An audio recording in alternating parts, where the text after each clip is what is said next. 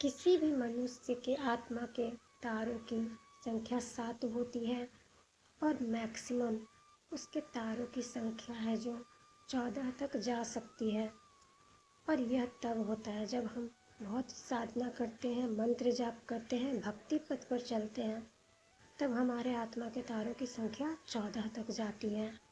तो यह कब होता है? जब मनुष्य जन्म लेता है तो साधना करते करते जब 13 तारों की संख्या वाला वह बन जाता है, यानी बहुत आध्यात्मिक हो जाता है, बहुत ज़्यादा आध्यात्मिक।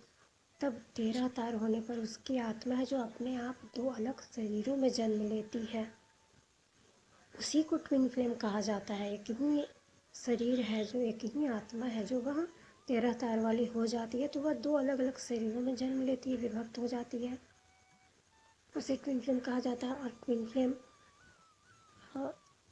जब आते हैं तो वही एक दूसरे को ग्रो करवाते हैं। और इस तरह से जब प्रत्येक ट्विन फ्लेम, दोनों ट्विन फ्लेम की आत्मा जब अपने आप में 14 तारों वाली आत्मा हो जाती है, कंप्लीटनेस को प्राप्त करती है, तो वह मुक्त हो जाती है। लेकिन जब 13 तारों वाली वह आत्मा जब 2 भागों में विभक्त होती है, तो एक में 6 तार वाली आत्मा रहती है और एक में 7 तार वाली। और 6 तारों वाली आत्मा है जो वह वानरों में पाई जाती है।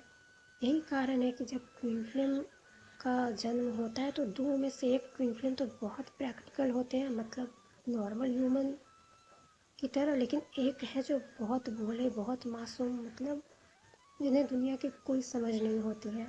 और वही उसका ट्विन फ्लेम है जो उसे ग्रो करने में मदद करता है और इस तरह से उसे एक कंप्लीटनेस में लेकर के आता है, उसे उसके हायर सेल्फ से, यानी कि उसके 14 तारों वाली आत्मा में ग्रो करवाता है। और इस तरह से ट्विन फ्लेम्स की मुक्ति होती है।